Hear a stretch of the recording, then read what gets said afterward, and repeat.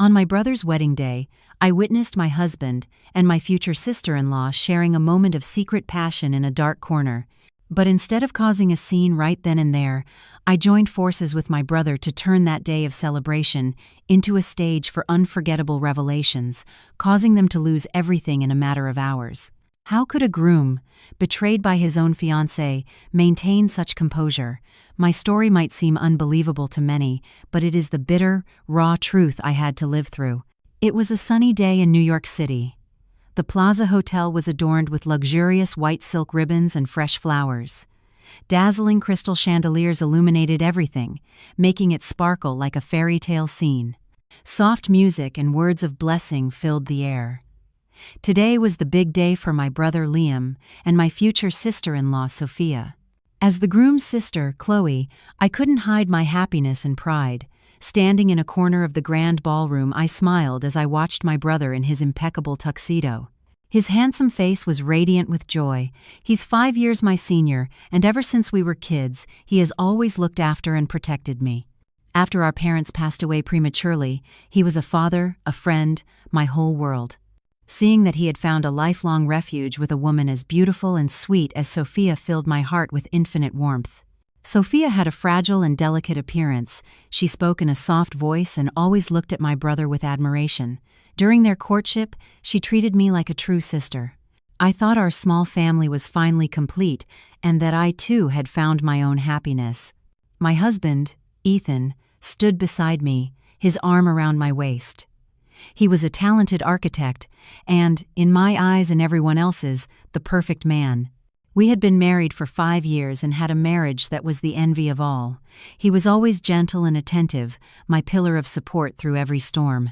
He gently squeezed my hand and whispered in my ear, "Your brother looks amazing today, and your sister-in-law looks like a dream.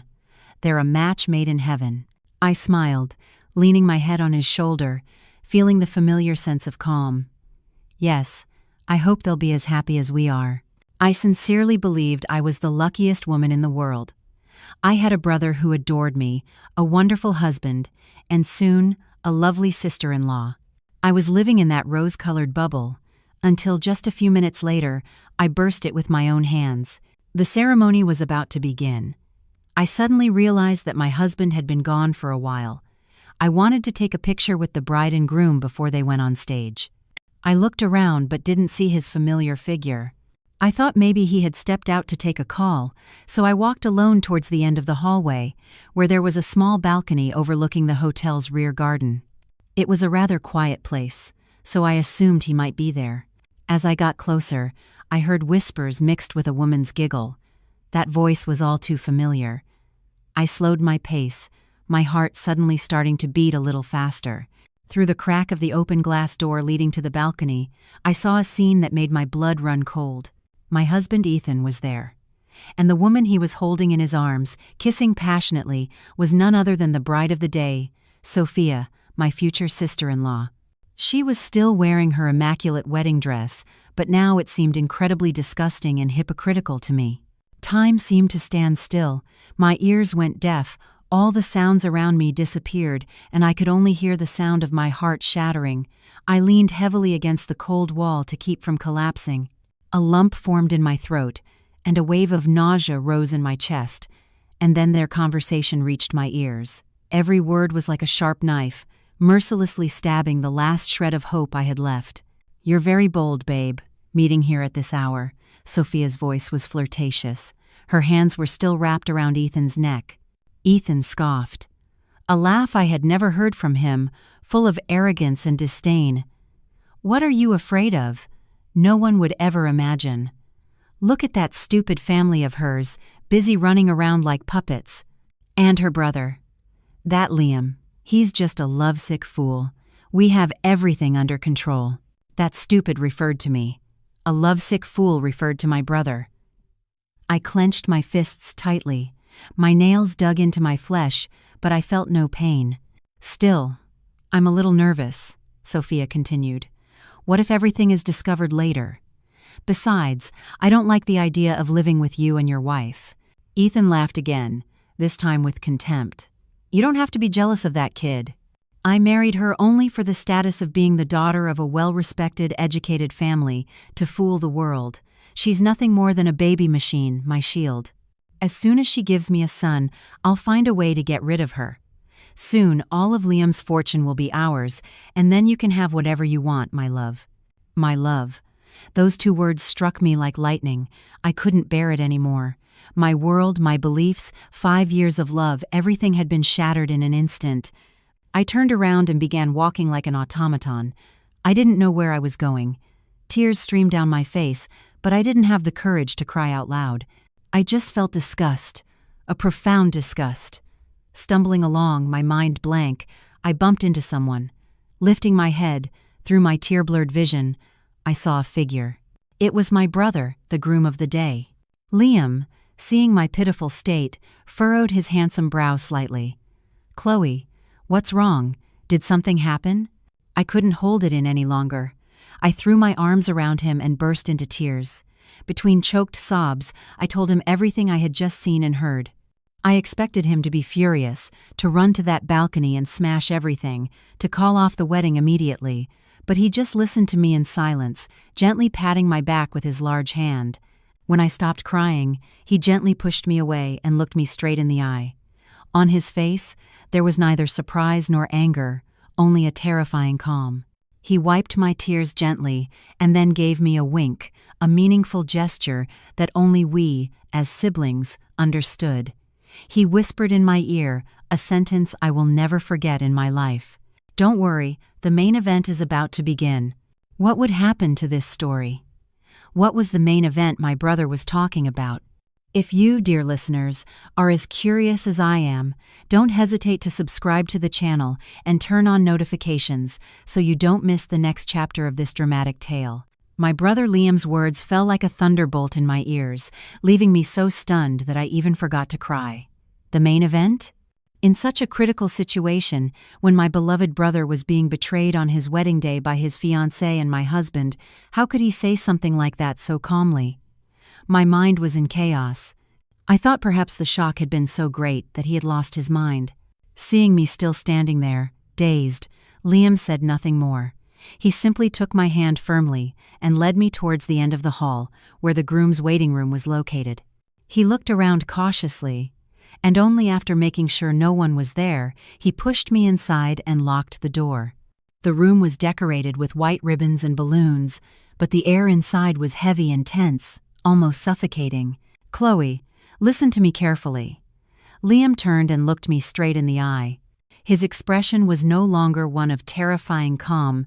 It was the seriousness and cold determination I only saw when he made important business decisions.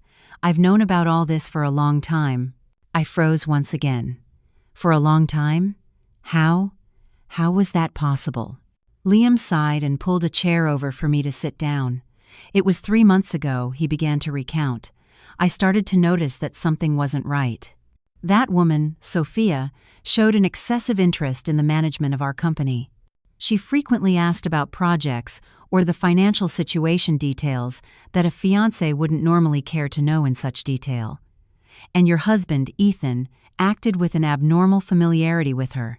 Subtle glances, small gestures, things that only those involved would notice. A knot formed in my chest. While I was blind with happiness, my brother had been silently detecting the dangerous undercurrents. I had a bad feeling," he continued. "So I secretly hired a private investigator, and what they discovered was far more terrible than I had imagined. It wasn't just infidelity, Chloe. Behind it all was a meticulously calculated conspiracy." Liam opened his phone and showed me several photos and documents. They were pictures of Ethan and Sophia on secret dates in luxurious places. There were also bank statements showing large sums of money transferred from an unidentified account to Sophia's, and what horrified me the most was a detailed plan found in Ethan's emails. The plan was organized in phases. First, Sophia would seduce my brother with her beauty and false sweetness to marry him and officially become part of our family. At the same time, Ethan, as my husband, would use my trust to gradually leak internal company information. Their ultimate goal was that after the wedding, Sophia would convince Liam to entrust Ethan with the management of several important projects. That way, they could conspire to embezzle company funds, create ghost debts, and finally bankrupt the company our parents left us to take everything. I felt the blood freeze in my veins. My 5 years of marriage, the love I had cultivated, had all been just a move in their plan.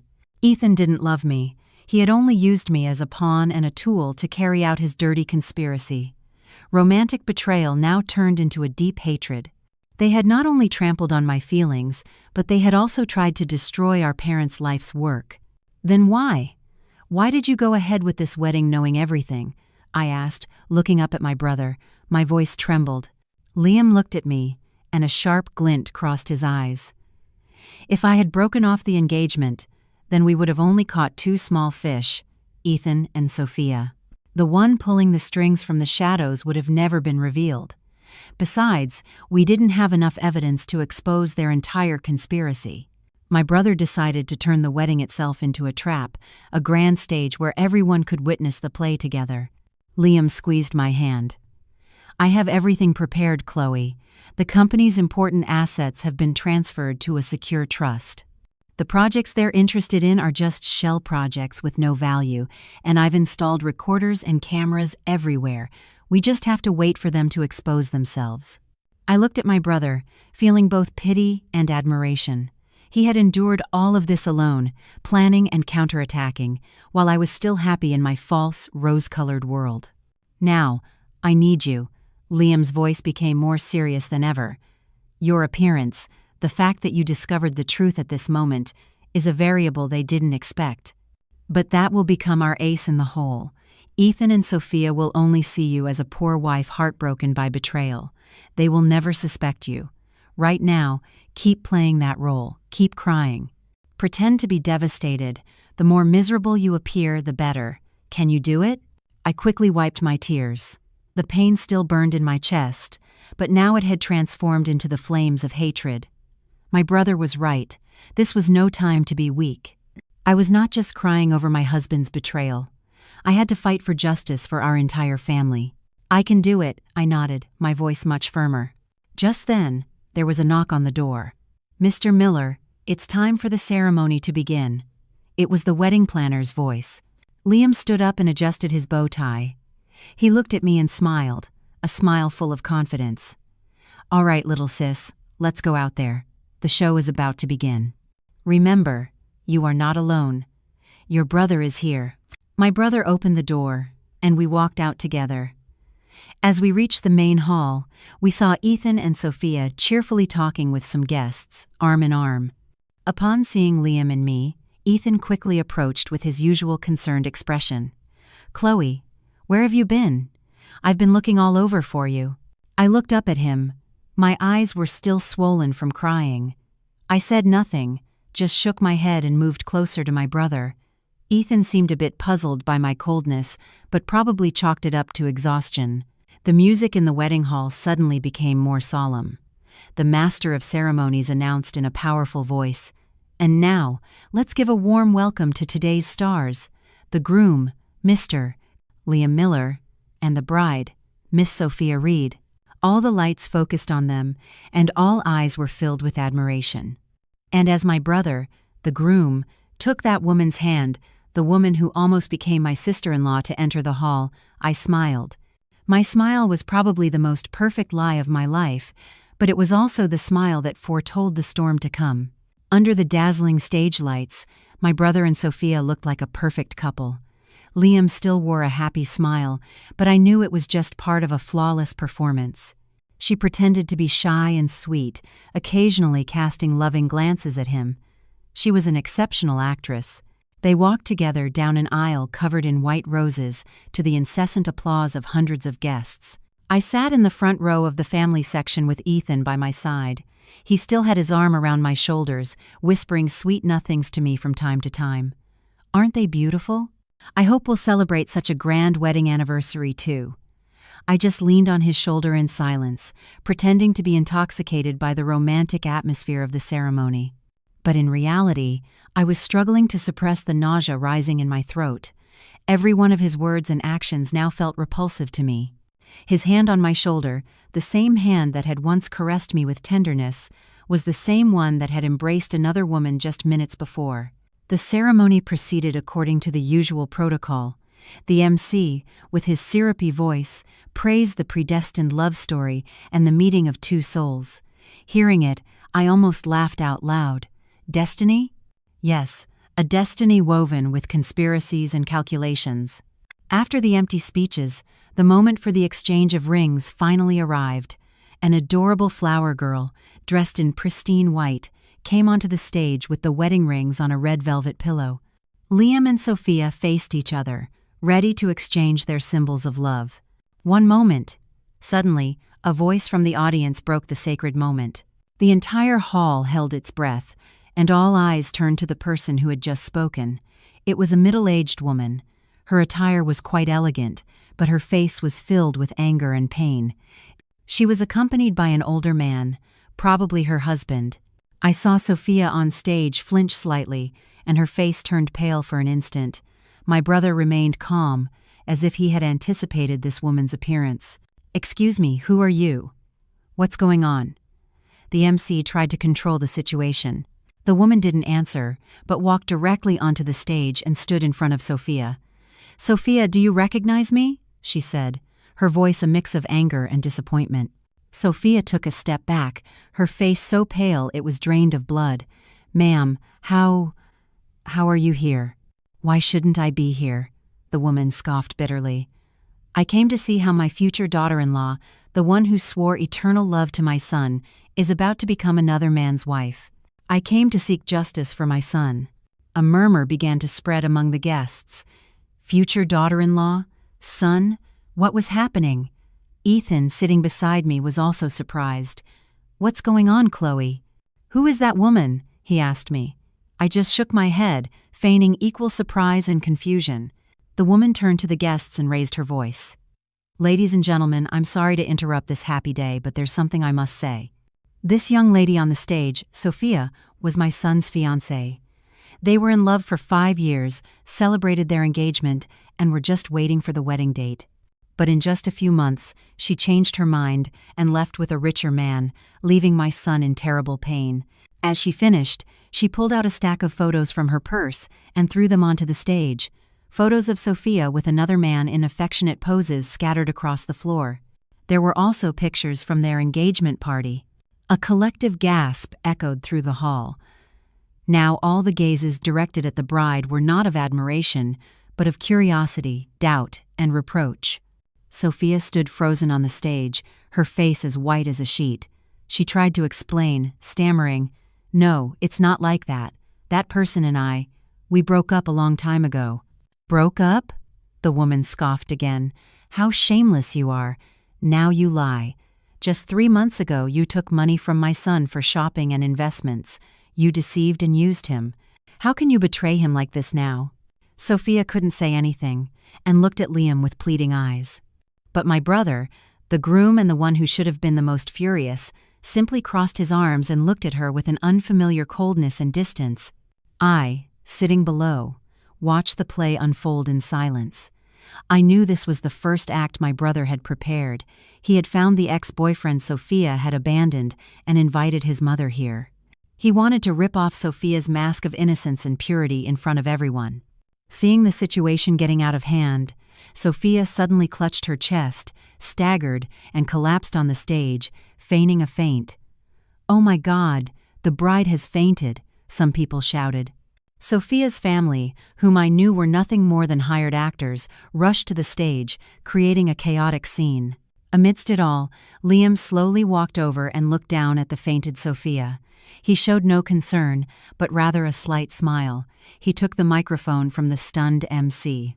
"Ladies and gentlemen," his voice resonated, firm and clear, silencing all the noise. "I'm sorry to have shown you such an unpleasant play, but I believe the truth must always come to light."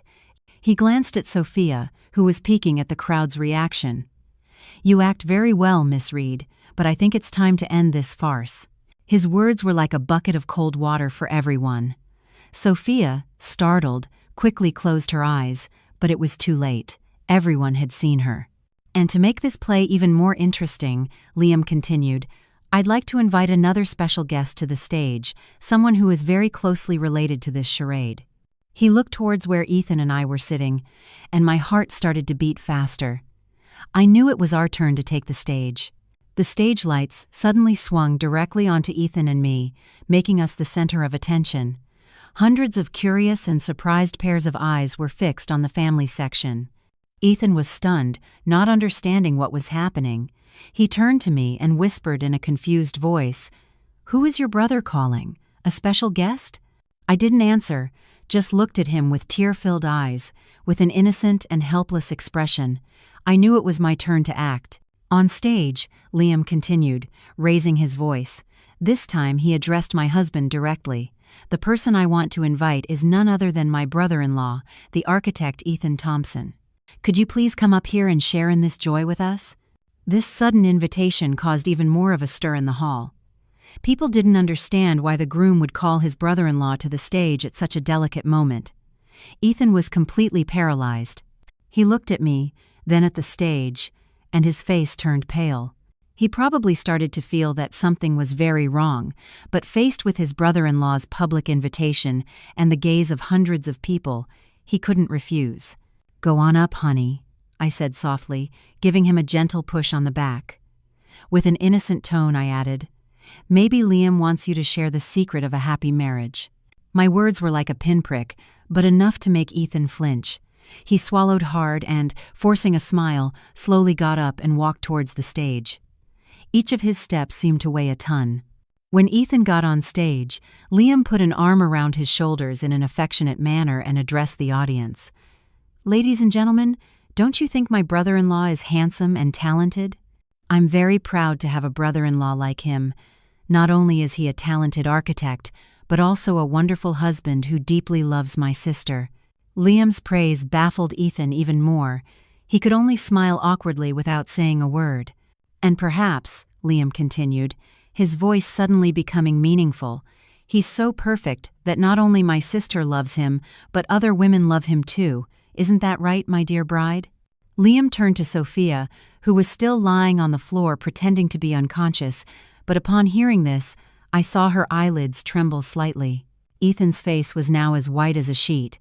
He started to sweat cold and tried to wriggle out of Liam's arm. "Brother-in-law, what are you saying? Everyone is misunderstanding things." "Misunderstanding?" Liam laughed out loud, a laugh without any warmth. "Well, let me show everyone what the misunderstanding is." As he finished, Liam signaled to the technical crew. The two enormous LED screens on either side of the stage, which had originally been showing romantic photos of the bride and groom, suddenly went dark and then lit up again. But this time, the image that appeared was not of roses or candles. It was a video recorded from a hidden angle on the balcony. The entire hall gasped. The same scene that I had to witness just an hour before unfolded vividly before the eyes of hundreds of people. My husband Ethan, passionately embracing and kissing the bride Sophia, dressed in her immaculate wedding dress. The audio was also recorded with great clarity. Each of their disgusting words echoed throughout the hall.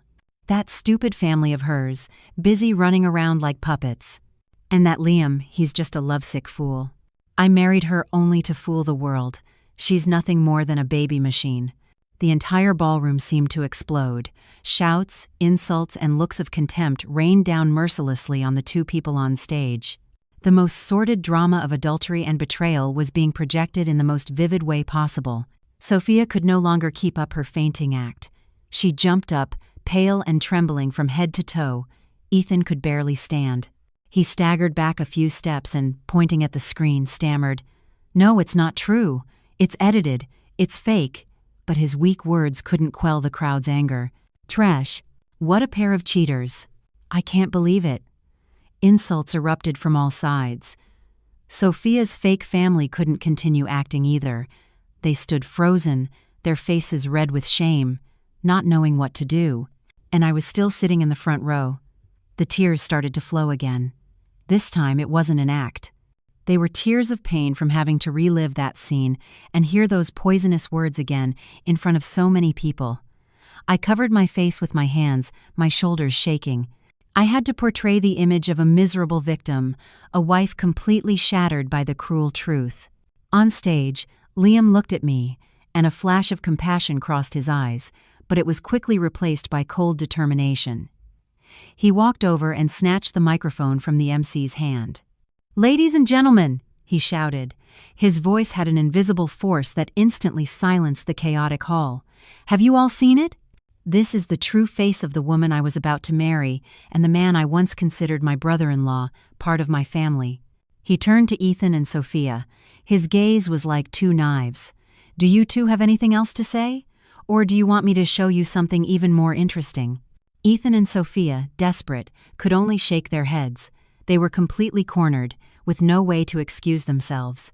"But all of this," Liam continued, his voice becoming even more mysterious and frightening, "doesn't end here.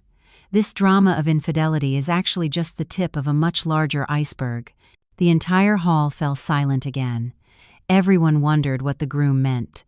Liam pulled out a stack of documents from his tuxedo pocket and held it up for everyone to see. What they really wanted wasn't love, but this. What was in that stack of documents?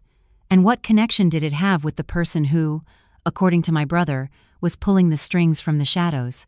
All eyes were fixed on the stack of papers in my brother's hand, waiting for an even more terrible truth to be revealed. The stack of documents in Liam's hand was like a mysterious object that captured everyone's attention. The whole room held its breath, waiting to see which way this drama would unfold. Ethan and Sophia also looked up, and in their desperate eyes, terror was now reflected. They probably knew better than anyone what those papers contained. "Before I tell you what this is," Liam said in a slow, clear voice, "I'd like to tell you a little story.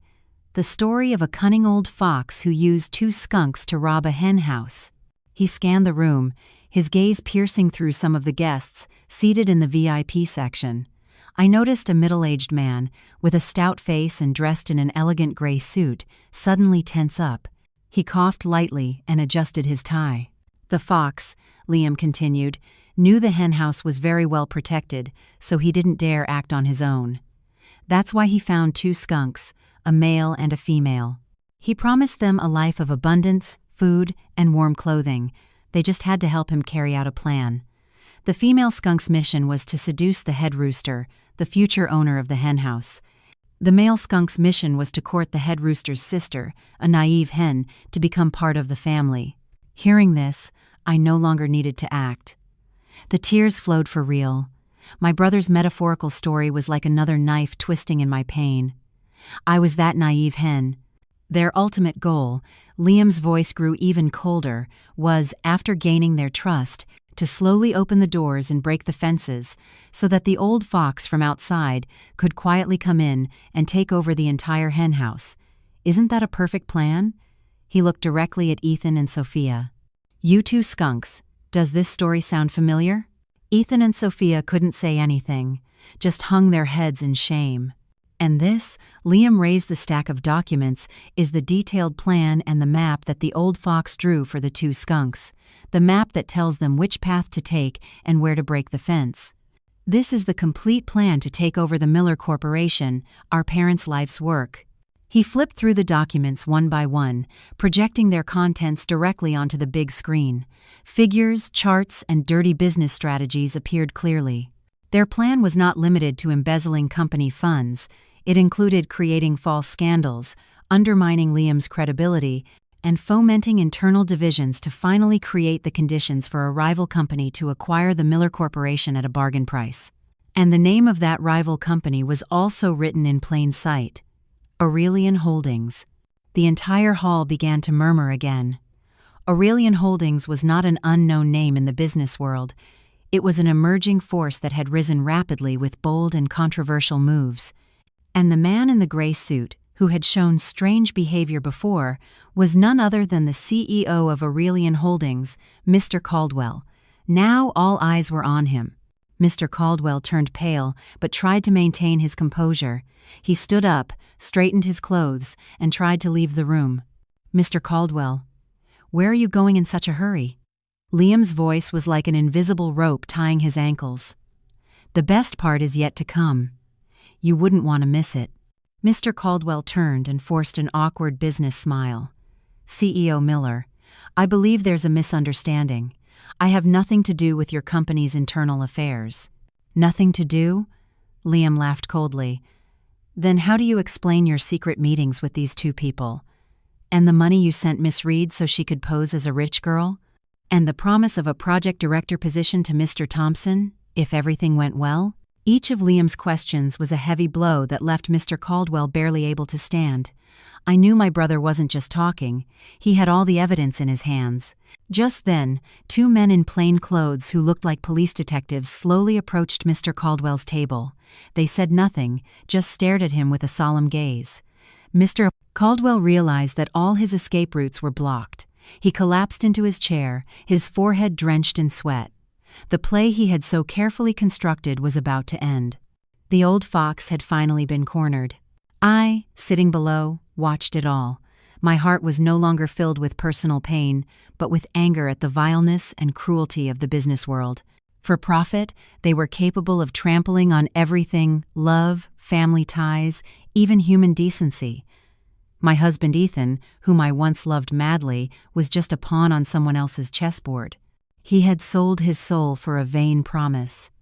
He looked at me, and in his eyes there was no longer shamelessness, but an extreme emptiness and despair.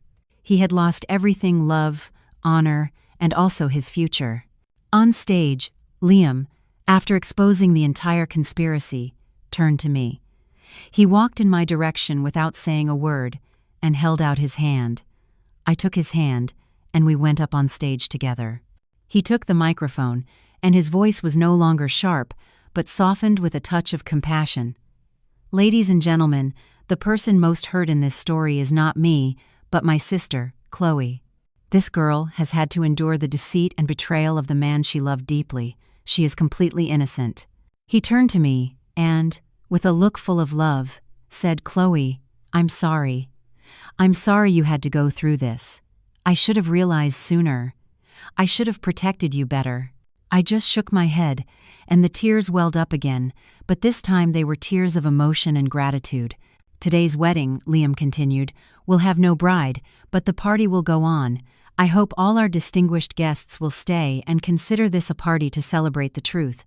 The entire hall erupted in applause. They were not applauding for a wedding, but for the courage and victory of justice. Just when I thought it was all over, a sharp scream came from the bride, who was collapsed on the floor. Sophia leaped up, tore a sharp hairpin from her hairdo, and with a crazed look, lunged at me. "It's all your fault. It's all your fault." Sophia's crazed action was so fast and sudden that it left everyone stunned. The hairpin, glinting under the stage lights, flew towards me like a poisoned arrow. I stood frozen, my mind blank. I realized the imminent danger, but I couldn't react. Liam, beside me, didn't have time to intervene either. When the tip of the hairpin was just inches from my face, a shadow shot out from behind me like a lightning bolt. It was none other than Ethan. He threw his whole body in front of me. The sharp tip of the hairpin grazed his shoulder, leaving a red bloodstain on his white shirt. "Ah!" Ethan cried out in pain, staggering backward. Sophia seemed shocked by her own action and by Ethan's reaction. She dropped the hairpin and stood there, stunned, her face pale. It was then that the hotel security guards rushed to restrain her and led her away. The hall fell into chaos again. Liam rushed to help Ethan.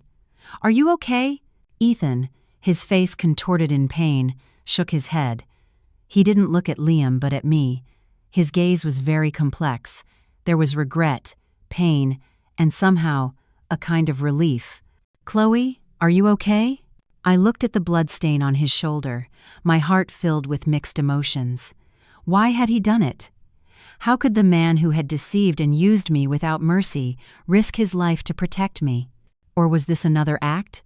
An attempt to gain my last shred of compassion? "Take him to the first aid room immediately," Liam ordered the hotel staff. As Ethan was being led away, the two plainclothes detectives also took Mr. Caldwell away.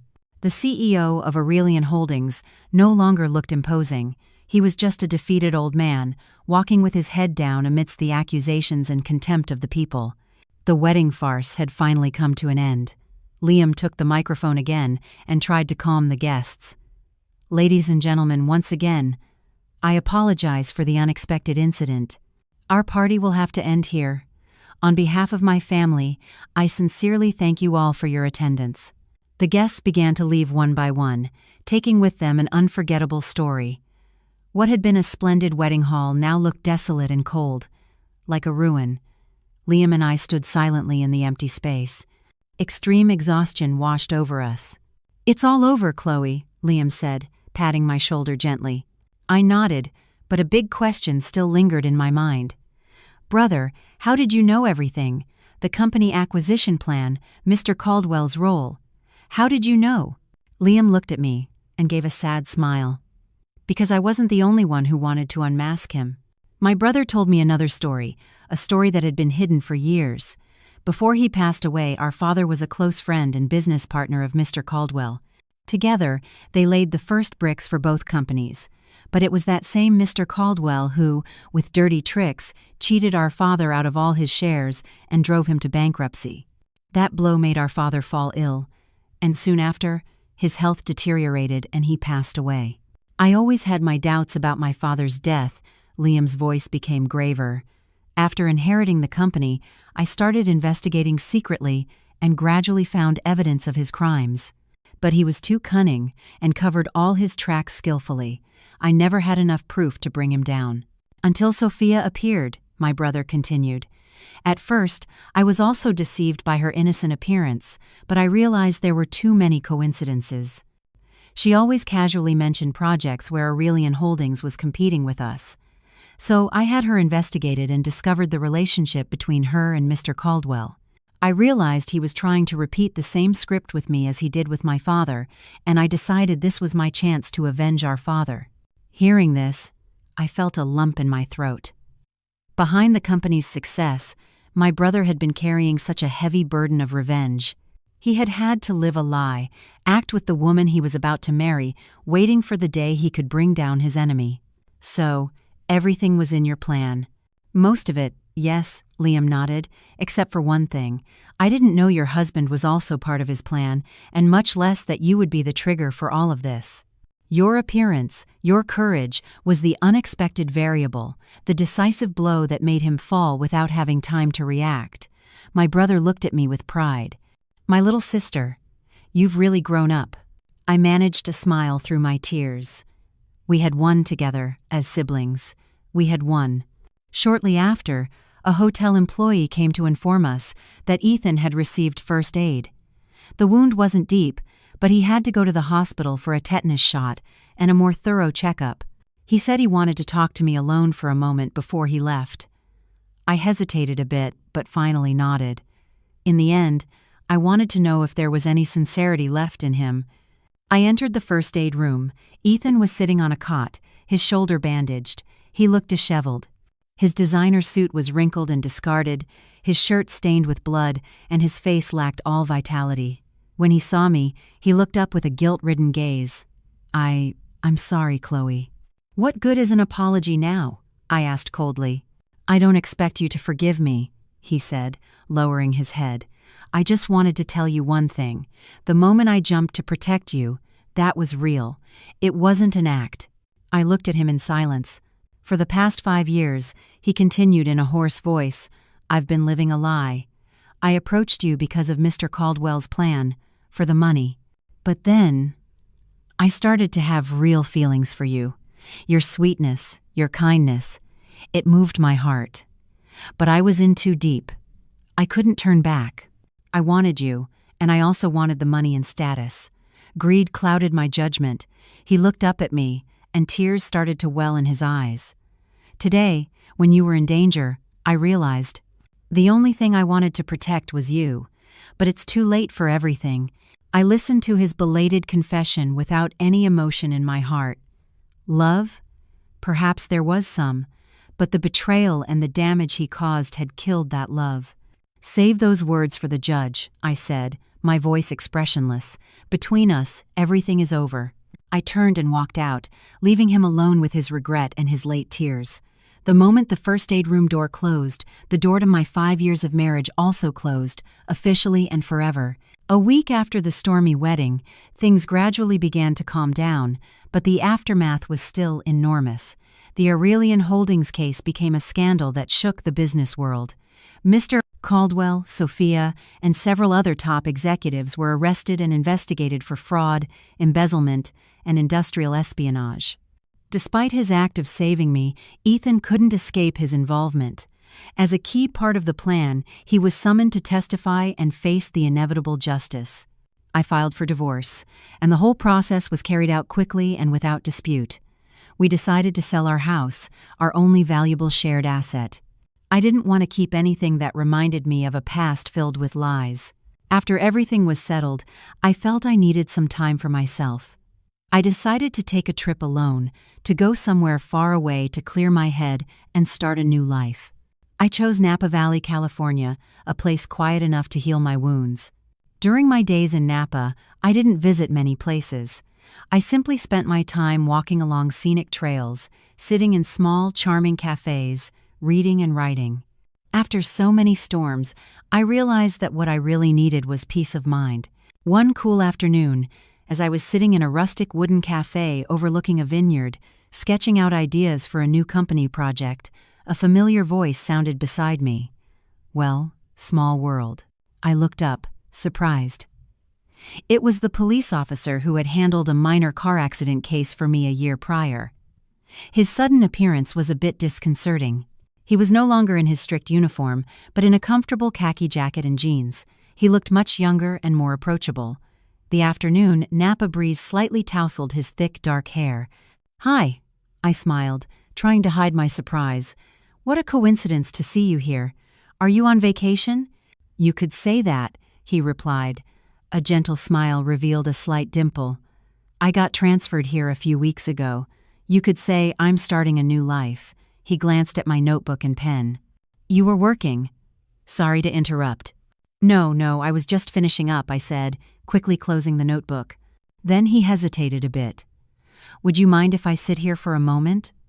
The cafe is very crowded, and this is the only free spot." I looked around, and indeed, the charming little cafe was packed. "Yes, of course, please sit." He pulled up a chair and sat across from me, ordering a hot latte. There was a slightly awkward silence between us. I didn't know what to say, and he also seemed to be looking for a suitable topic of conversation. At the wedding that day, he finally broke the silence. "I saw everything. You were very brave." His words surprised me a little. I thought he had only been there to handle the arrest, and was surprised he had noticed other things. "Thank you. Fortunately, it's all over now." "I'm David," he introduced himself suddenly. "Chloe," I replied. "Nice to meet you, David." We started talking. At first, it was just light conversation about Napa Valley, work, and personal hobbies, but gradually the conversation deepened. David told me why he had been transferred.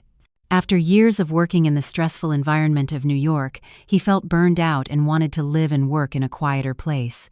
He loved the mountains, the forests, and the fresh air of the valley. I also shared my story, not the painful details of the betrayal, but my decision to leave the city and my desire to find a new balance in life. We realized we had something in common. We were both on a journey to find a new beginning. David was a very engaging person to talk to. He was intelligent and funny, but in his eyes, there was something quiet and deep, typical of someone who has lived a lot. Talking to him made me feel very comfortable, a feeling I hadn't experienced in a long time. The sky began to darken, and the warm yellow lights of the cafe came on, creating a very romantic atmosphere. I don't know how long we were talking. "It's getting late," David said, looking at his watch. "I have to get back to the station. It was a pleasure talking to you, Chloe." "You too," I smiled. "Oh, this weekend." He hesitated again. "I'm planning a hike in the hills, and I was wondering, if you're not busy, would you like to come?" His invitation made my heart skip a beat. "Hiking? I've never really done it." "All the more reason you should try," he smiled. "The air there is incredible. It helps to release all the stress." I thought for a moment and then nodded. "Yes, I'd love to." After that chance encounter, David and I had our first date. We hiked in the mountains together, walked through vast pine forests, and discovered small, hidden restaurants in the alleys of Street Helena. With David by my side, I was no longer the woman who had to be strong, the one who had to distrust everyone. He gave me a strange sense of security and peace. He didn't ask about my past or make me relive painful memories. He just stayed by my side in silence, sharing the small joys of life with me. The feelings between us grew naturally and gently, like the morning mist in Napa. One evening, as we were sitting by Lake Berryessa, watching the tranquil water reflect the moonlight, David suddenly took my hand. "Chloe," his voice was deep and warm, "I know you've been through a lot. I don't want to stir up old wounds. I just want to say that, if you'll let me, I'd like to be the person who writes a new chapter of your life with you, a chapter full of joy and happiness." I looked into his sincere eyes, and my heart was moved. Tears welled up again, but this time they were tears of happiness. I said nothing, just nodded and squeezed his warm hand tightly. 2 years later, "Mommy, hurry up! Daddy and Uncle Liam are waiting outside." My little daughter Ava's cheerful voice sounded from the door. I smiled and adjusted the bow in her hair. "Mommy's coming, my princess." I looked at myself in the mirror. I saw the image of a woman radiant with happiness. Today was a special day. It was my first wedding anniversary with David, and also the day the whole family was going to New York for the opening of a new branch of the Miller Corporation. My life had completely changed. After that fateful trip to Napa Valley, I found the true love and happiness of my life. David, after we had been dating for a while, decided to request a transfer back to New York to be by my side. He said that wherever I was, that was where his peace would be. We had a small, warm wedding on the beach, with only our loved ones. My brother Liam also found his own happiness after all the storms. He fell in love with a kind teacher, and they recently had their first child, a healthy boy. The Miller Corporation, under Liam's leadership and with my support, grew spectacularly, becoming one of the leading companies in its sector. As the car drove along the familiar highway, Ava sat on my lap, chattering and pointing at everything she saw out the window. David, in the driver's seat, turned around from time to time to look at me and our daughter with a look full of love. When the car passed by a large prison, I suddenly fell silent. I knew that inside there were people paying for their mistakes. I had heard that Ethan was going to receive a reduced sentence soon for his good behavior. I also heard that Sophia had suffered a real mental breakdown and had been transferred to a psychiatric hospital for treatment, and Mr. Caldwell, old and sick, finally broke down behind bars. I no longer hated them. My heart was now filled with peace. All the hatred was behind me, and love and forgiveness had taken its place. The opening party was a great success. Amidst the bustling atmosphere, I received a beautiful bouquet of white roses with no sender's name. Inside was a small card with shaky handwriting, typical of an elderly person. "Congratulations, may you be very happy." I knew who it was from. Probably someone, somewhere, was watching me and sincerely wishing me the best. That night after the party, when Ava was fast asleep, David and I stood on the hotel balcony, looking at the bright lights of the New York night. He hugged me from behind and rested his chin on my shoulder. "Thank you," he whispered, "for coming into my life, for making my days meaningful." I smiled, turned around, and rested my head on his firm chest. I should be more grateful. "Thank you for healing all the wounds within me." We hugged in silence, fully feeling the happiness of the present. Life is truly like a long journey with countless unpredictable forks. There were times when I thought I had fallen into the abyss of despair, but it was in the darkest place that I found the light of my life. A new beginning, a new happiness. Everything was here, in my arms. After the trip to New York, we returned to our quiet routine. Our small house was once again filled with Ava's laughter and the warmth of family. My brother Liam also came over often on weekends with his wife and son. Seeing my daughter and my nephew playing together, I felt my heart was completely healed. The past seemed very distant, just an old story I remembered from time to time. The anonymous white roses and the card from the opening day, I simply regarded as a late apology from some relative of Ethan's. I didn't want to think about it or give it more importance. I put the card in a corner of a drawer and locked it, as if closing an old chapter of my life. But life is not always as calm as a lake. The first ripples began to form so subtly that at first I thought it was just my hypersensitivity due to everything I had been through. Sometimes, while driving down the street, I had the feeling that a familiar black sedan was following me, but when I looked closer in the rearview mirror, the car would disappear into traffic. Once, while playing with Ava in a park near our house, I felt a fixed gaze on me and my daughter from a distant bench. It was a middle-aged woman, dressed very elegantly, with a wide-brimmed hat and sunglasses that covered part of her face. When I looked at her again, she immediately turned her head and left the park in a hurry. When I told David about this, he just laughed and hugged me. "You're overthinking things again. You're a successful and beautiful executive now. It's normal for some admirer to look at you." But I knew my husband was saying it to reassure me. His police instincts also kept him silently on alert. "I'll check the security cameras around the house. It never hurts to be cautious," he added. That incident was also soon forgotten. Until Ava's second birthday.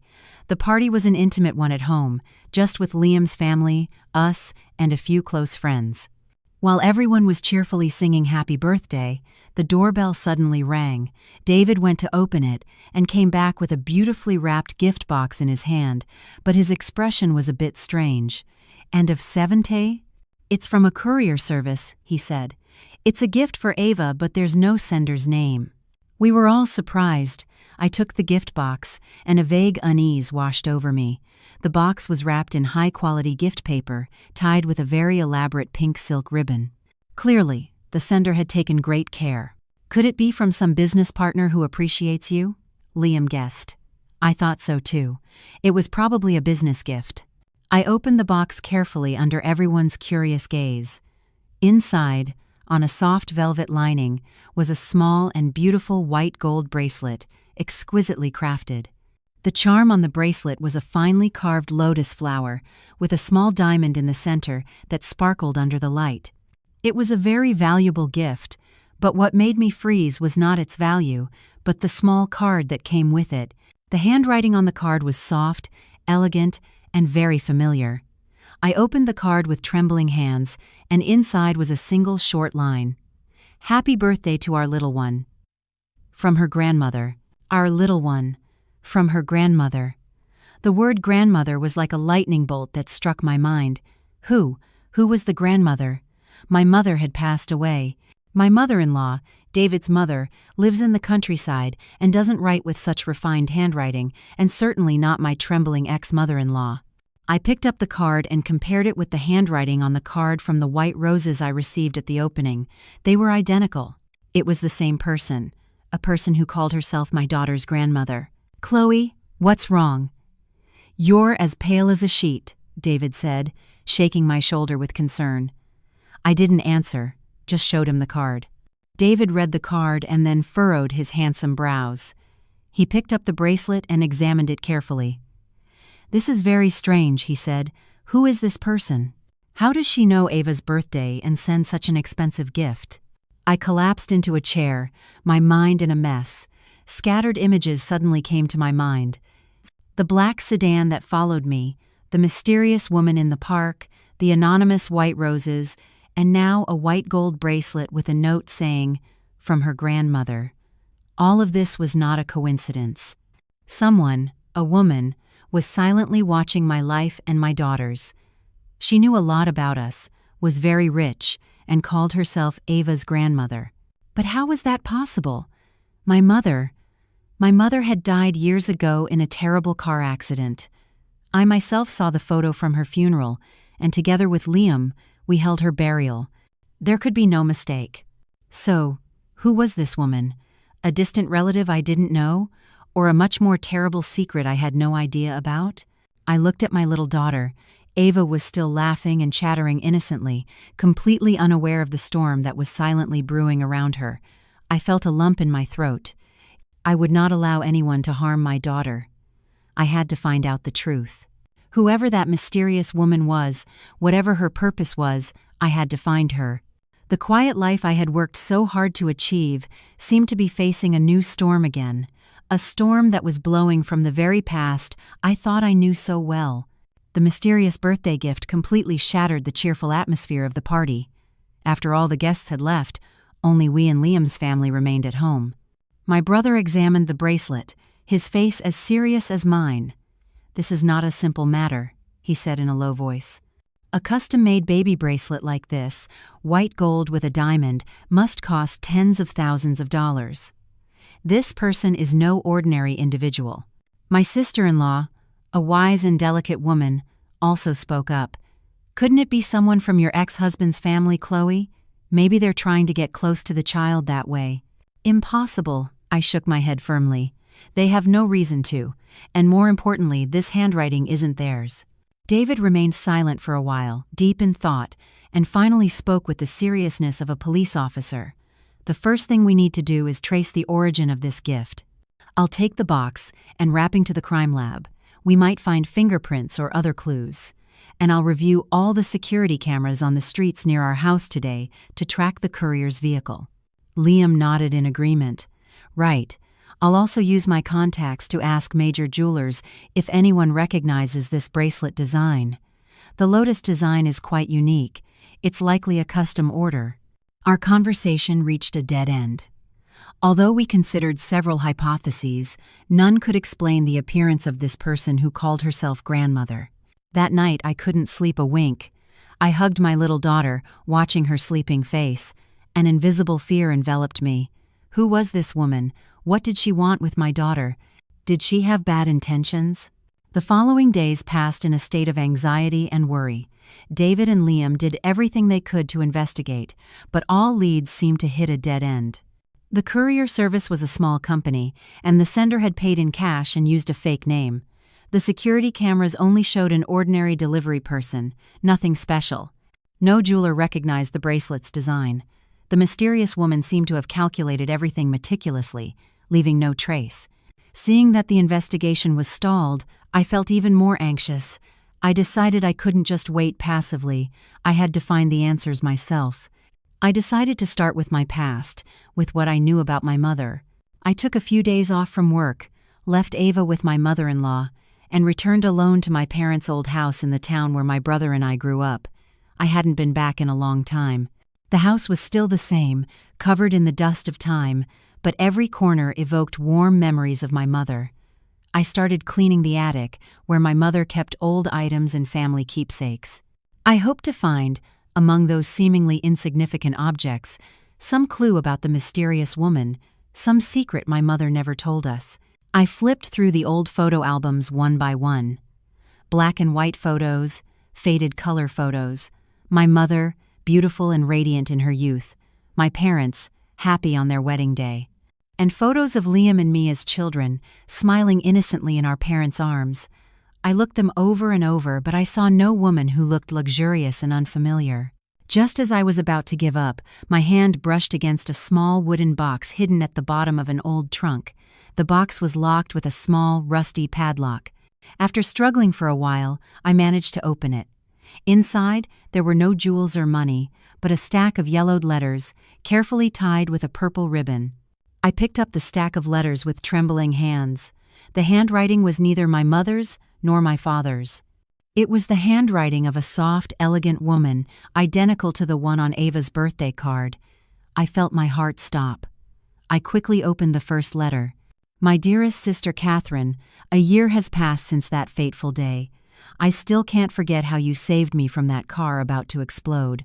I don't know how I can ever repay you for this favor. I'm sending you a small gift. Please accept it. I know you'll refuse, but please don't. Consider it a small token from me for the 2 children you have at home. I must leave now. I can't stay in this place that has taken everything from me. Perhaps one day, when everything calms down, we will meet again. With all my love, Adrian." I reread the letter several times, my mind in a turmoil. Sister Catherine? That was undoubtedly my mother. A car accident? A savior? My mother had never told us that story. And Adrian? Who was that woman? Why did she write to my mother? I quickly read the following letters. They were letters sent from abroad, from France and Switzerland. Adrian told my mother about her new life, her loneliness, the torment of having had to leave her home. She always asked about Liam and me, and she always sent us expensive gifts, gifts that my mother probably never told us we had. The last letter was dated about 5 years ago, and the handwriting was a bit shakier. Sister Catherine, I believe my time is short. This illness has tormented me for too long. My only regret is that I never came back to take care of my 2 children. I know I don't deserve to. I abandoned them. But please, sister, love them for me. Tell them that wherever I am, their mother will always be watching over them and loving them. I am sending you this key. It is the key to a personal safe deposit box in a Swiss bank. Inside is all the fortune I have amassed. Please give it to my children when they are older. Consider it the final compensation from a sinful mother. Goodbye, my sister, my friend, and my savior, Adrian. The letter fell from my hands. My whole body was shaking. Children, mother, the whole truth, an incredible truth, was slowly revealing itself before my eyes. This woman, Adrian, she was. No, it couldn't be. My mother was Catherine Miller, and she was dead. There had to be a mistake. But this stack of letters, this key, and the familiar handwriting, I sat there, stunned, in the middle of the dusty attic, my mind filled with confusion. The past I knew, the identity I believed in, everything suddenly felt blurry and strange. A huge family secret, a secret buried for over 20 years, was about to be opened, and it was directly related to me. That night, I couldn't sleep a minute. The stack of Adrian's letters and the small key lay silently on the desk, but my mind was a whirlwind. Her mother, 2 children, those phrases repeated over and over, stabbing deep into my heart. I tried to dismiss the crazy idea that Liam and I were not the biological children of the woman we always called Mom. But everything fit together in a terrifying way: the handwriting, the expensive gifts, and the term grandmother for Ava. The next morning I couldn't wait any longer. I had to find Liam. He had to know too. He was my brother, my only family. He had a right to know the truth about our roots. I drove hastily back to the city. I went straight to my brother's office. Seeing my haggard look and sunken eyes, he questioned me with concern. I said nothing. I just silently closed the office door and placed the stack of letters and the key on his desk. "Read it," I said in a hoarse voice. Liam, surprised, picked up the first letter. As he read, his expression changed from surprise to astonishment and shock. He read every letter, and the hand holding the paper began to tremble. When he finished the last letter, he collapsed into his chair, staring into space with lost eyes. "No, it can't be," he muttered, shaking his head over and over. "Our mother is Catherine. Who is this Adrian?" "I thought so too," I said bitterly. "But brother, look at this handwriting. It's identical to the one on Ava's birthday card." I showed him the photo of the card I had taken with my phone. Liam stared at both handwritings. The last shred of doubt in his eyes vanished. He covered his face with his hands, and his broad shoulders shook. For the first time in my life, I saw my always strong and steady brother so fragile and helpless. We sat in silence for a long time, each lost in our own confused thoughts. The past we knew, the mother we loved, had all suddenly become a big question mark. "So, Mom Catherine?" Liam lifted his head, his voice hoarse. "Wasn't our biological mother. She raised us, she loved us. Why did she hide this from us?" "I don't know," I shook my head. "But I think she had her reasons. Mom Adrian said she had to leave, that she couldn't stay. Something terrible must have happened. A car accident." That clue came back to my mind. Mom Adrian said Mom Catherine saved her. Yes, the secret must be in that car accident, Liam. I looked my brother straight in the eye. "We have to find out the truth, not just for us, but for both our mothers." Liam nodded, his gaze becoming much more determined. "You're right. We have to find out what exactly happened 25 years ago." Our investigation began with the vague clues from the letters, the car accident, the date, and the name Adrian. Thanks to Liam's social standing and David's police contacts, it wasn't too difficult to reopen the old case files, covered in the dust of time. A few days later, we got the accident report. It was a terrible crash in the Rocky Mountains. A luxury car lost control and plunged off a cliff, exploding. According to the report, 4 people were in the car: the CEO of the Rivas Jewelers Group and his wife, and the driver and his wife. It was concluded that all 4 had died. Rivas Jewelers. That name stunned Liam and me. It was an empire that once dominated the American jewelry industry, but mysteriously collapsed shortly after its CEO's death. "Wait a minute," said Liam. "Rivas. I remember. Our father worked at Rivas before founding the Miller Corporation. He was the CFO there." Another coincidence. Everything seemed to be connected. "But the report says all 4 died," I said, puzzled. "So who is Mom Adrian, and why did she say Mom Catherine saved her?" "That's the key," intervened David, who was sitting with us. He pointed to a part of the autopsy report. Of the 4 bodies found, 1 was so badly burned it was unrecognizable. Based on some bone fragments, they could only confirm it was a woman, and people assumed it was the wife of the Rivas CEO, Mrs. Adrian. "That means," I held my breath, "that it's very likely that woman was not Mrs. Adrian," David concluded. "Mrs. Adrian survived the accident, and it's possible that the person who saved her was our mother, Catherine. But for some reason, she chose to become a dead person in everyone's eyes and live another life abroad. But why? Why would a woman with status, money, and everything else abandon it all, even her 2 children? This accident," Liam mused, "was it really an accident? Or was it murder?" My brother's question silenced the room. If it was murder, who was the mastermind, and why did Mom Adrian have to flee? At that moment, David's phone rang. It was an old colleague from New York. He stepped out to answer and came back with a very serious expression. "New information," he said.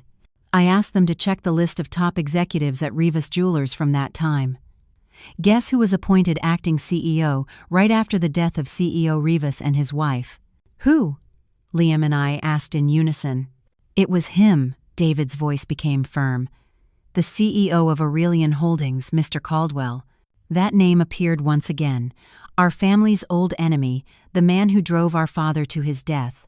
A wave of nausea and anger rose in my throat. "This can't be a coincidence," Liam slammed the table. "Caldwell, our father, Rivas Jewelers, and that car accident. There has to be a connection." A dark and terrible picture was beginning to take shape. A conspiracy hidden for 25 years. A crime that not only claimed several lives, but also shattered a family. And now, by chance, we seemed to be getting closer to the heart of that secret. The search for our roots had unexpectedly turned into the pursuit of the truth of a serial murder case. And the most likely suspect was our family's arch-nemesis. The name Mr. Caldwell was like the key that opened a dark door to the terrible secrets of the past. All the events now came together in a terrifying hypothesis. Mr. Caldwell had not only driven our father to his death to take over the Miller Corporation, but it was very likely that 25 years earlier, he was behind that terrible accident to devour the entire Rivas Jewelers group. If that's true, Liam gritted his teeth. He's not human, he's a demon. "But all of this is just conjecture for now," said David, trying to maintain the calm of a law professional. "We don't have concrete evidence to charge him. The case is too old, and almost all traces have likely been erased." "And Mom Adrian," I intervened. "If she's alive, she's the most important witness. She'll know exactly what happened. But why did she flee? Why didn't she come forward to report it?" "She was probably scared," Liam replied. "The enemy was too powerful. She had to worry not only about herself but also about her 2 children. Perhaps becoming a dead person was the only way to protect us." I felt a lump in my throat. My biological mother's departure was not an abandonment, but a silent sacrifice. She had to give up everything for the safety of her 2 children, living in loneliness and torment in a foreign country. And our mother, Catherine, who raised us, was also part of that sacrifice. She lived her whole life with that secret locked in her heart. "What do we do now?" I asked, looking alternately at David and Liam. "Go to Switzerland to find Mom Adrian?" I suggested. "No," David and Liam opposed, almost in unison. "It's too dangerous," David explained. "Mr. Caldwell is a cunning old fox. His information network is everywhere. If he finds out we're investigating, he won't hesitate to use any means to silence us, just like he did with your father. Besides, we're not sure Mom Adrian wants to see us." The last letter was written 5 years ago, and no one knows what situation she's in now. David is right, Liam continued. What we need to do now is look for evidence here first. The safe deposit box key is the most important clue. It's very likely that the fortune Mom Adrian left not only contains money, but also something that can expose Mr. Caldwell's crimes. But that's a Swiss bank, I said worriedly. Their bank secrecy laws are the strictest in the world. Even if we have the key, I don't think I can just go and open it myself. Leave it to me, Liam said with a determined look. I have a lawyer friend who specializes in international law. I'll ask him to find a solution. It might take time, but it's not impossible. While Liam handled the Switzerland issue, David and I decided to start from another angle, looking for former witnesses who worked at Rivas Jewelers at the time of the accident. 25 years is a long time, but surely there were still people who knew what happened, people who had to keep silent due to Mr. Caldwell's oppression, bribery, or threats. Our search was very difficult. Many people had moved, many had passed away. Those who remained, upon mentioning the names Rivas Jewelers and Mr. Caldwell, all shook their heads in fear and refused to talk. Mr. Caldwell's power and cruelty had cast such a large shadow that it had oppressed them for decades. After several days of desperate searching, we finally had a stroke of luck. We found Mr. Paul, the retired former chauffeur of the Rivas CEO's family. He was now a frail old man living alone in a small house in the suburbs. When we arrived, he was sitting on his porch, looking into the distance with sad eyes. At first, he also refused to talk, but when I showed him the photo of Mom Adrian and told him my identity, his old eyes filled with tears. "Miss, are you Miss Chloe?" he asked in a trembling voice. When I nodded, Mr. Paul burst into tears. "My God, you're alive. I thought the whole CEO's family." He invited us into his house. After calming down, he began to tell the story of 25 years ago, a story he had kept in his heart like a nightmare. "The day of the accident," Mr. Paul said in a trembling voice, "I was supposed to drive that car. But that morning, the then vice president, Mr. Caldwell, suddenly sent me to another state on an errand.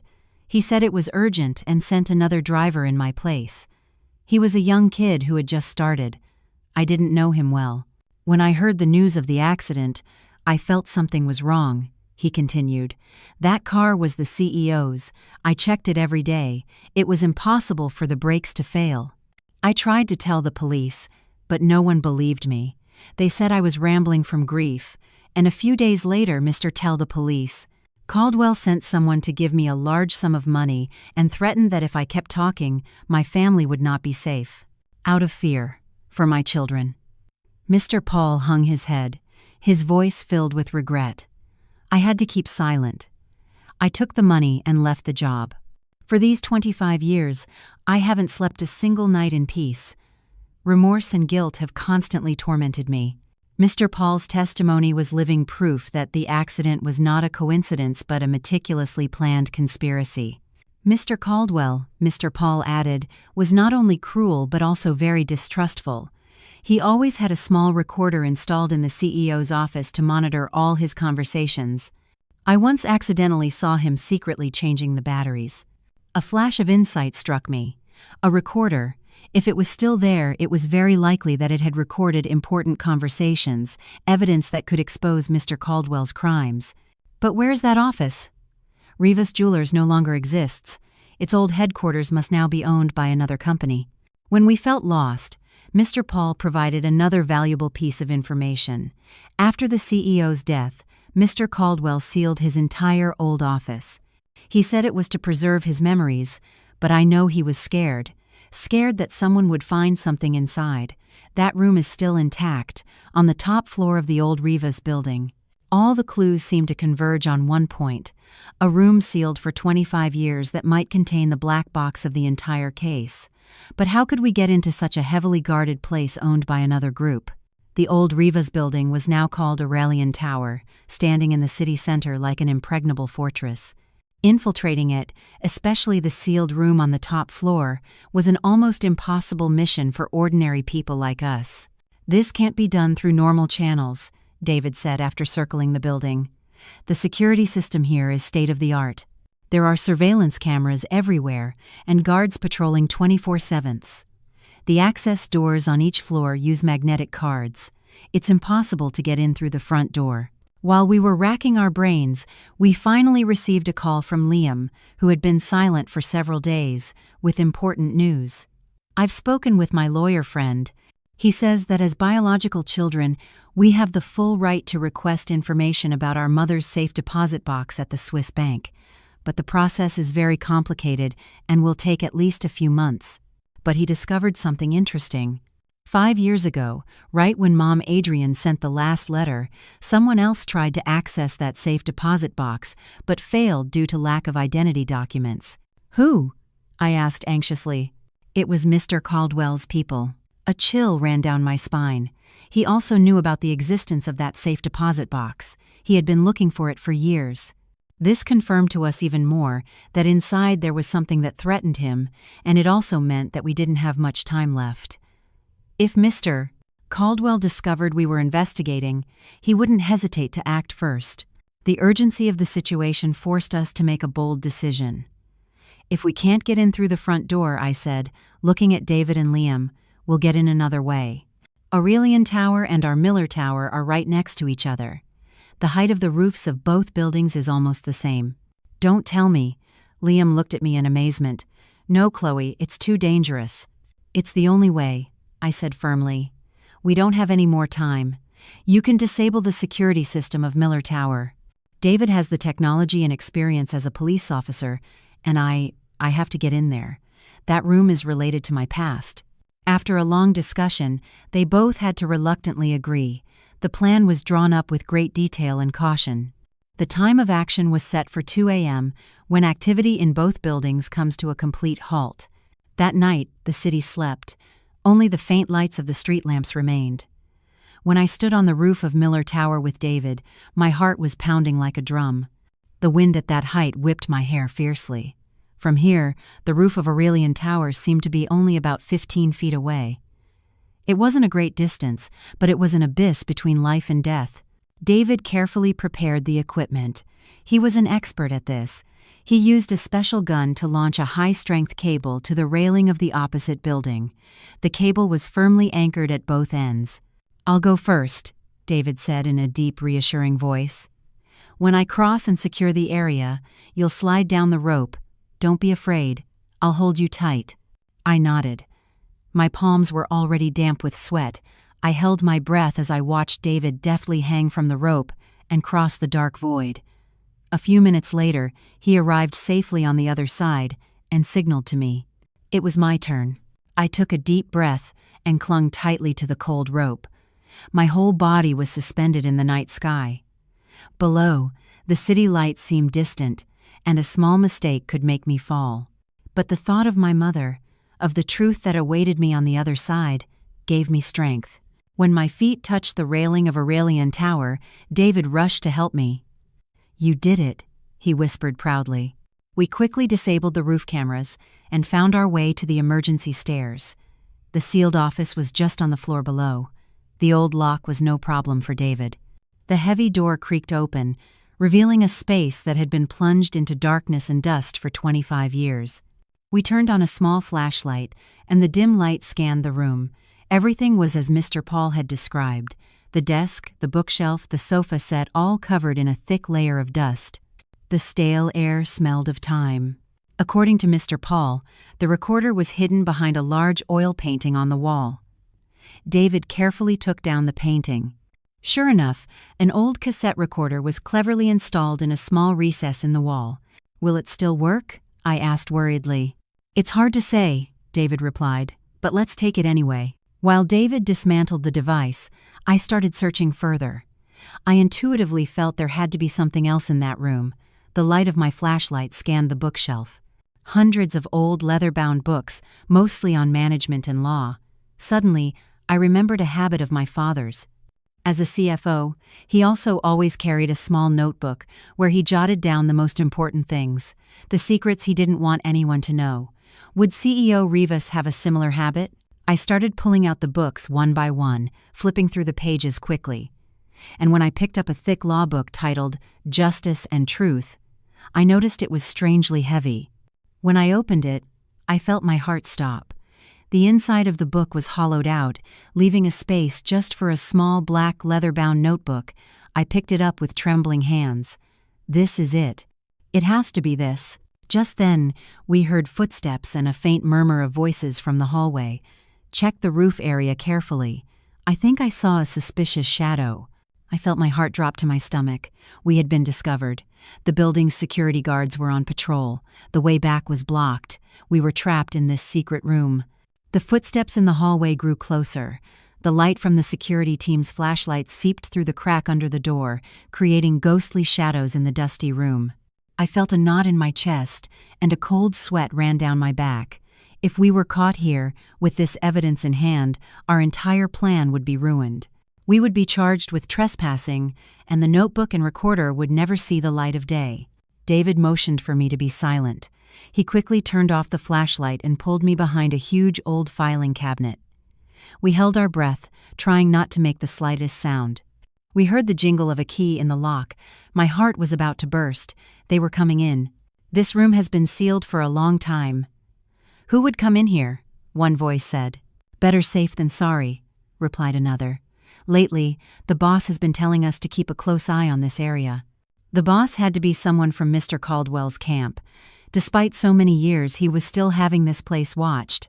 That confirmed even more that he knew very well what was hidden in here. The lock clicked, and the door creaked open.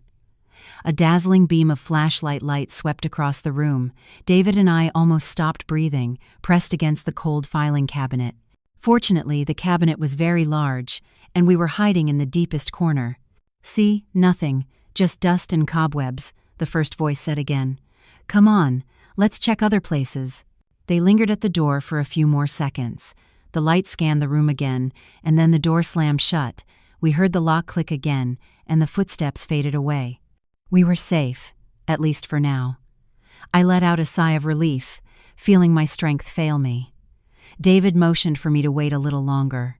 About 10 minutes later, when we were sure the security team had moved on, he turned the small flashlight back on. "We have to get out of here now," he whispered. "The way we came is no longer safe." "But how?" "The main door is locked, and there are guards in the hallway. We were completely trapped." David's gaze scanned the room and stopped at a small ventilation window near the ceiling. "That's the only way out." That window was very small and high up, barely enough for one person to pass through. Moreover, it opened onto the building's facade. Outside, there was only a narrow ledge, barely a foot wide, running along the wall. "It's too dangerous," I shook my head.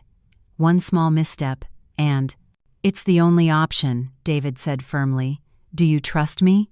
In this critical situation, his calm and determination were my only support. I nodded. David moved the old desk against the wall and stacked a chair on top. He climbed up first and carefully unlatched the window. A gust of cold night air rushed in. "That ledge leads to an emergency balcony at the end of the hall," he explained. "It's about 30 feet away. I'll go first and come back to help you. You just have to stick to the wall and walk very slowly."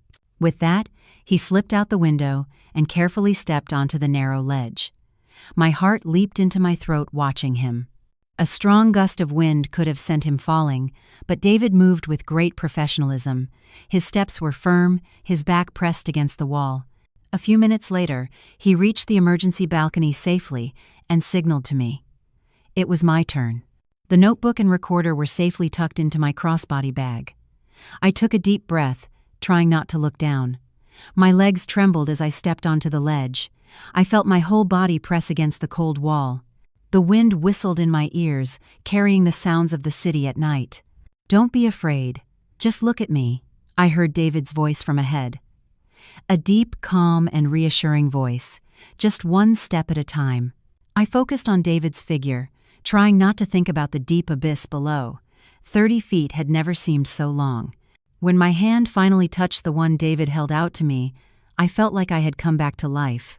We went down several floors via the emergency stairs and then found a way back into the main hallway. Fortunately, the security team was patrolling another area. We quickly returned to the roof and crossed back to Miller Tower on the rope. When my feet touched familiar ground, I collapsed, panting. The suffocating escape was finally over. Back in the safety of my apartment, we didn't rest but immediately began examining what we had brought back. Liam had also arrived and listened to our story with a worried expression. David carefully opened the old recorder. After fiddling with it for a while, he managed to get it working. We held our breath and listened intently. The old cassette tape began to turn, emitting the static of time. And then we heard a familiar voice, that of CEO Rivas, my biological father. He was talking on the phone. "I don't agree, Vice President Caldwell. That project is too risky. The cash flow isn't transparent. I can't approve it." After a brief silence, his voice became sharper. "I've told you before, don't try to fool me.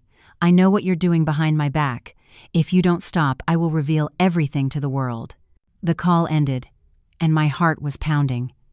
This was proof of the conflict between my father and Mr. Caldwell. But the next recording truly stunned us. This time, it was Mr. Caldwell's voice. He was talking to someone. "The old man has found out everything. We can't leave him alive. A car accident, yes, it has to look like an accident. His family, take care of all of them, leave no one behind. And then, Rivas will be ours." A recorded confession from 25 years ago. An undeniable confession. At the same time, I opened the black leather-bound notebook. Inside were not only records of Rivas Jewelers' business transactions, but also short diary entries from my father. He wrote about his worry upon discovering Mr. Caldwell's conspiracy, his anxiety about feeling watched, and his infinite love for his wife and 2 young children. And on the last page, there was a line written hastily in a special ink, an ink visible only under ultraviolet light, a prudent habit of finance professionals. Liam and I knew it well. We quickly turned off the lights, and David shone a small UV flashlight he always carried onto the paper. The writing appeared. "All original evidence contracts, account statements are in the safe deposit box at the Swiss bank. Number XYZ. I have entrusted the key to Catherine. If anything happens to me, trust her. Catherine will know what to do." Everything became clear. Mom Catherine not only raised us but was the trusted person my father entrusted with the mission of protecting the most important evidence, the inheritance, and the future of his 2 children. The love and sacrifice our 2 mothers showed us were immense and grand.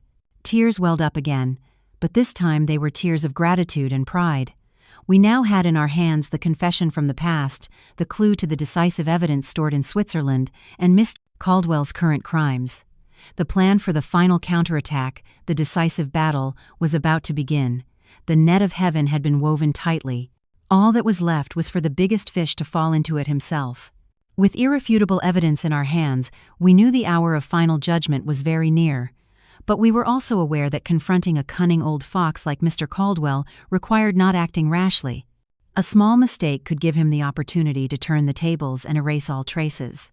"We need a perfectly flawless plan," Liam said with a firm expression. "We have to hit him by surprise, without giving him time to react." The plan was drawn up with the participation of all 3 of us. Liam, with his position in the business world, would deliver the decisive blow in the commercial arena.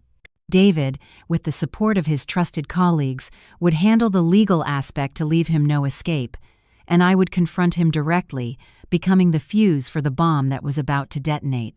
The first step was to resolve the matter in Switzerland.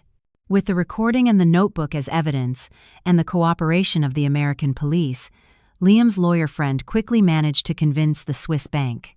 They agreed to open the safe deposit box, but on the condition that I was present, and the process was carried out under the supervision of both parties. A week later, Liam and I were in Zurich, Switzerland. The bank vault was cold and silent. When the familiar metal box was placed on the table, my heart pounded again. Mom Catherine's key slid smoothly into the lock, and with a turn the box door clicked open. Inside there was no money or jewels, but a thick stack of documents carefully wrapped in plastic. They were all the originals of the ghost contracts, the bank statements recording the illicit money flows, and all the secret agreements Mr. the Pant Wollarday Caldwell had used to take over Rivas Jewelers. Each document bore his handwritten signature. This was the ultimate weapon, the final sword that could end that demon's career. With the lawyer present, we made copies of all the material and immediately sent them to David. Everything was ready. Upon our return to the United States, the atmosphere was tense. Mr. Caldwell, after the failed intrusion attempt at Aurelian Tower, seemed to have sensed the danger. He began to exhibit defensive behavior. The number of his bodyguards doubled, and all his meetings were strictly controlled. "He's trying to erase his tracks and move his assets," David reported in an emergency meeting. "We have to act before it's too late." D-Day was set. It was the day of the Aurelian Holdings annual general meeting, a major event that brought together all the management, major shareholders, and the media. It would be the perfect stage for us to end this play. That morning, I chose a deep red dress, a color symbolizing power and determination. Liam wore his usual elegant suit, but in his eyes was an unusually fierce determination. We attended not as competitors, but as guests of honor, a surprising move Liam had arranged beforehand through some shareholders favorable to the Miller Corporation. The convention center's auditorium was packed. Mr. Caldwell sat at the head of the stage, still maintaining an expression of confidence and authority. He was giving a passionate speech about Aurelian Holdings' achievements and its ambitious future plans, a perfect speech from a competent leader. When his speech ended to thunderous applause, Liam gave me a signal. "Now." "Excuse me," a voice boomed from the doorway. It was David, entering in uniform with an investigative team. "Mr. Richard Caldwell, CEO of Aurelian Holdings, we are here to execute an emergency arrest and search warrant in connection with charges of organized murder and misappropriation of assets." The entire hall was stunned, and all cameras instantly turned towards the stage. Mr. Caldwell leaped up, his face changing, but he tried to maintain his composure. "What are you talking about?" "There must be some mistake. I am an honest businessman." "There is no mistake, Mr. Caldwell," I raised my voice as I walked from the audience. All eyes turned back to me. "Or would you like me to remind you of the car accident that took place in the Rocky Mountains 25 years ago?" Hearing this, the composure on his face completely crumbled. He looked at me, and in his eyes were hatred and astonishment. Liam also stood up and went on stage. He held a stack of documents in his hand. "And also what you did to my father. The time has come for you to pay for all your crimes." Liam signaled to the technical crew, and on the giant screen behind Mr. Caldwell, instead of growth charts, images of documents, contracts, and bank statements appeared. At the same time, the recording of Mr. Caldwell's own voice, ordering the elimination of the entire Rivas family, echoed throughout the hall. Turn it off now." Mr. Caldwell roared like a wounded beast, running frantically towards the control panel, but it was too late. All the evidence had been revealed before hundreds of people, before the cameras of the entire country. David and his colleagues quickly moved in and put him in handcuffs. "Richard Caldwell, you are under arrest." The Aurelian Holdings empire, built on the blood and tears of others, collapsed in an instant. Standing on the stage, I watched as the enemy of two families was led away. I felt no jubilation, but a strange, light relief. Justice had finally been served. "Mom, Dad, are you watching? We did it." Amidst it all, a woman ran out from the crowd and knelt at my feet, crying inconsolably. It was Mr. Caldwell's wife. "Miss Chloe, please, forgive my husband. He was just too ambitious." I looked at the poor woman before me and then looked out the window. The sky was still blue, the sun was still warm, and life would go on, but there are mistakes that can never be forgiven. The case of Aurelian Holdings' collapse caused a huge shock not only in the business world but throughout society. The crimes hidden for 25 years finally came to light. The media reported and analyzed day after day the cruelty and cunning of Mr. Caldwell. He went from being a successful entrepreneur, an example of self-made success, to the embodiment of evil in an instant. With irrefutable evidence, Mr. Caldwell was sentenced to the maximum penalty for his crimes. His accomplices, the subordinates who had helped him for years, were also brought to justice and received the punishment they deserved. After the trial, our lives gradually returned to normal. The Miller Corporation, after eliminating an unfair competitor, experienced spectacular development, becoming a company not only financially sound, but also respected for its business ethics. Liam, after avenging his father, seemed to have lifted a huge weight off his shoulders. He became more cheerful and open, spending more time with his small family.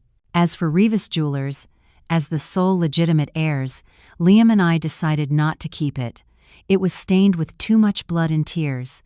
We decided to sell all the group's assets. A portion was used to compensate the victims and their families who had been harmed by Mr. Caldwell's illegal practices. The rest was used to create a charitable foundation called the Adrian and Catherine Foundation, a foundation to help orphans and women in difficult situations. It was the best way to honor and thank our two great mothers. A year after the major case was closed, I received a letter, not an email, but a handwritten letter from an address in France. The handwriting was much weaker, but I recognized it instantly. It was Mom Adrian's handwriting.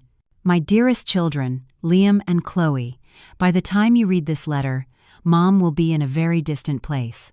From the explosion at the wedding to the final trial, Mom has seen everything. You were very brave and strong. Mom is very proud of you. I know you may never forgive the mother who abandoned you for decades, but I truly had no other choice. The death of long ago was the only way to protect you from the clutches of that demon. I had to live with torment, longing, and guilt, but knowing you were growing up safely under the love of my sister Catherine made all my sacrifice worthwhile. Now that the wicked man has paid for his crimes, the heavy burden on my heart can finally be released. I believe I can now go in peace and reunite with your father. Be happy, my children. Live a truly meaningful life in the name of your mother and father. I love you very much, Mom Adrian. Attached to the letter was my mother's death certificate. She had passed away just a few days after Mr. Caldwell's trial ended. Liam and I hugged each other and cried. They were tears of sadness, but also of understanding and peace. We could finally call her Mom with a peaceful heart. My life, after so many storms, finally found a quiet harbor. David and I decided to have a small, warm wedding in Napa Valley, where our love began. On the wedding day, instead of a luxurious wedding dress, I chose an elegant silk dress in a soft blush color, simple and pure. In my hand, instead of a bouquet, I held tightly to the hand of David, the man who had accompanied me through the most difficult times.